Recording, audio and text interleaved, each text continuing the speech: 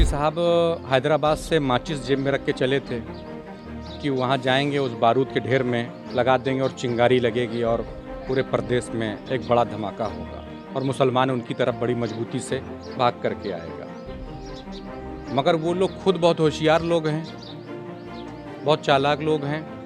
ओवैसी साहब पहली बार किसी के सामने मुँह की खा गए।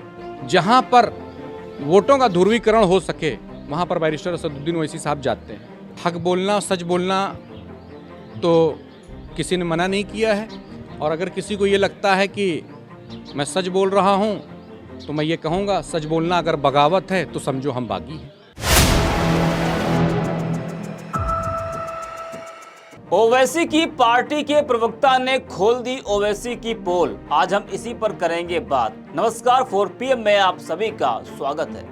लोकसभा चुनाव की तैयारियों में जहां तमाम दल लगे हुए हैं, तो वहीं अब हैदराबाद से सांसद ऑल इंडिया मजलिसे इत्तेहादुल मुस्लिमीन के राष्ट्रीय अध्यक्ष असदुद्दीन ओवैसी ने उत्तर प्रदेश में जोरदार एंट्री मारी है।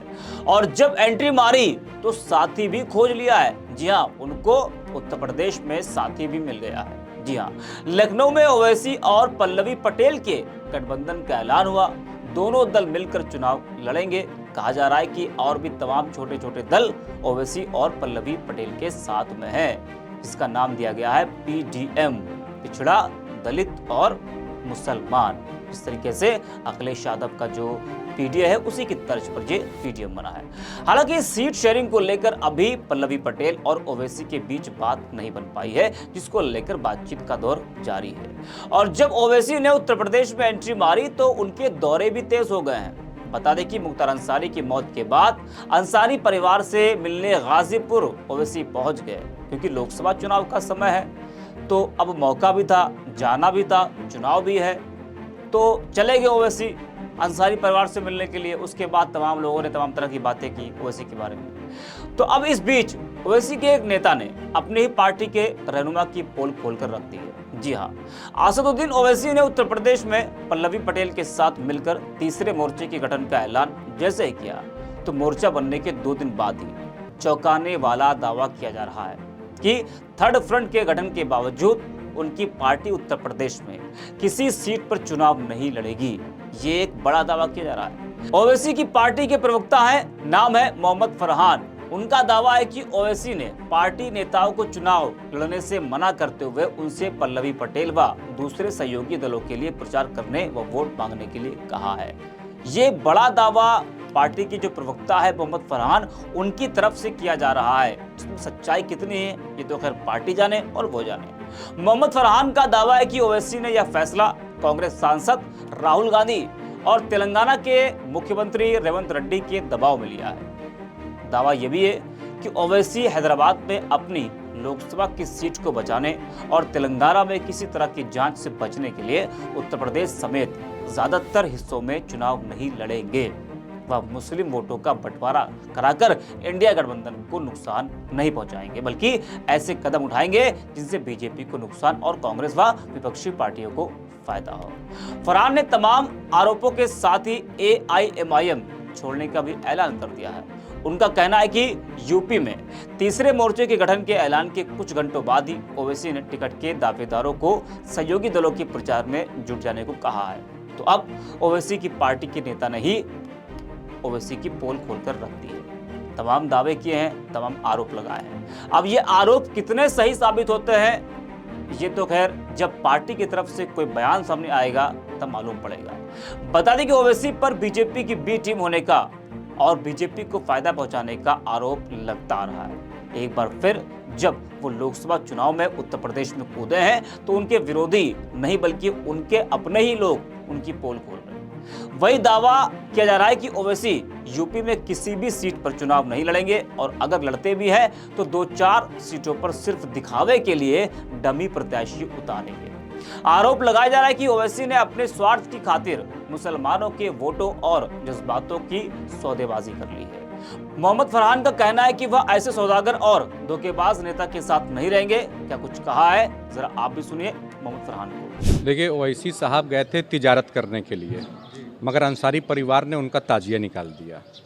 ओवैसी साहब हैदराबाद से माचिस जेब में रख के चले थे कि वहाँ जाएंगे, उस बारूद के ढेर में लगा देंगे और चिंगारी लगेगी और पूरे प्रदेश में एक बड़ा धमाका होगा और मुसलमान उनकी तरफ बड़ी मजबूती से भाग करके आएगा। मगर वो लोग खुद बहुत होशियार लोग हैं, बहुत चालाक लोग हैं। ओवैसी साहब पहली बार किसी के सामने मुँह की खा गए। उन लोगों ने बुलाकर ओवैसी साहब को अपमानित करने का काम किया और ये दिखाने का काम किया कि वो प्योर समाजवादी लोग हैं। अफजाल अंसारी मिलने से इनकार कर दिए उनको, और मन्नू अंसारी जो 4 दिन तक अपने चचा के जनाजे से लेकर के उनके पुरसे तक टहल रहे थे, एक भी दिन उन्होंने लाल टोपी नहीं लगाई थी। जिस दिन ओवैसी साहब को देखा उस दिन उन्होंने लाल टोपी लगा ली। तो कुल मिलाकर ओवैसी साहब की जो योजना थी वो विफल रही उत्तर प्रदेश में। मुख्तार अंसारी परिवार से मिलने गए थे। मैं ये भी कहना चाहूँगा, उनको ये लगा कि मुसलमानों की सिंपैथी जो है मुख्तार के प्रति है और इससे मुसलमानों का वोट उनकी तरफ सॉलिड हो जाएगा। तो मैं ये कहना चाहूँगा कि अगर ये चक्कर में गए थे आप, तो आपको अतीक के बेटे उमर के पास भी जाना चाहिए सिंपैथी के लिए, उनके बेटे उमर के पास भी जाना चाहिए, और जो उनका घर टूटा है उस घर पे भी जाना चाहिए था तिजारत करने के लिए, क्योंकि दोनों मुस्लिम नेता थे, अगर आप मुस्लिम नेता के तौर पर देखना चाहते हैं। इसके अलावा मैं ये भी चाहूँगा, जो पार्टी का नेता था असलम मुखिया, जो बिहार का प्रत्याशी रहा है, जिसकी गोली मारकर हत्या कर दी गई, उसके घर नहीं गए आज तक।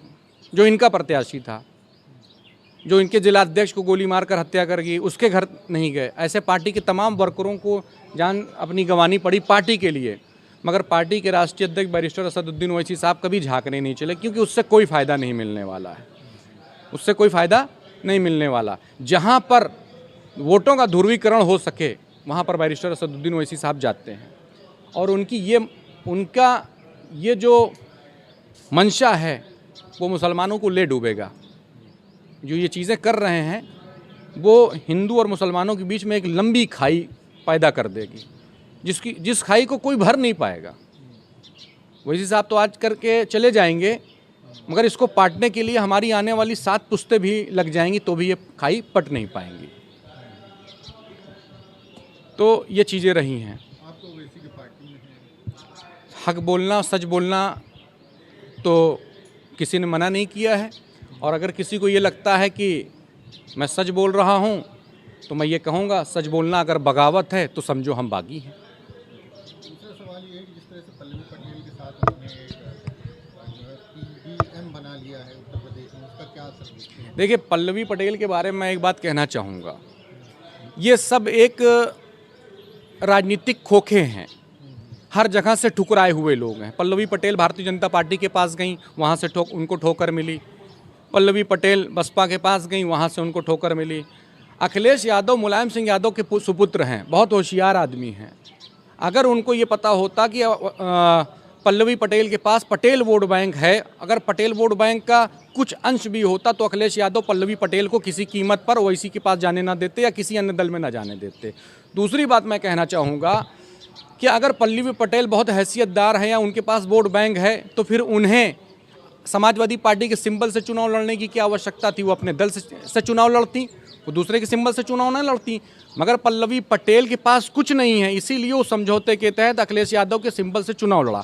अब पल्लवी पटेल ओवैसी साहब के पास गई हैं, तो वो अपने खोखे में ओवैसी साहब का बारूद भरवाने गई हैं। वो बारूद भर जाएगा तो फिर वो किसी अन्य दल के लिए काम आएगा। खाली खोखे की कोई कीमत नहीं होती है, खाली खोखे को कबाड़ी खरीदता है। बारूद भर जाएगा, गोली चल पाएगी? तो अब देखिए चलती है कि नहीं चलती, मगर ये मुझे पता है कि ओवैसी साहब उत्तर प्रदेश के अंदर एक भी सीट पर चुनाव नहीं लड़ रहे हैं। ये मीडिया को पूछना चाहिए क्यों नहीं लड़ रहे हैं, किस समझौते के तहत नहीं लड़ रहे हैं, किससे डील कर लिया है जो नहीं लड़ रहे हैं।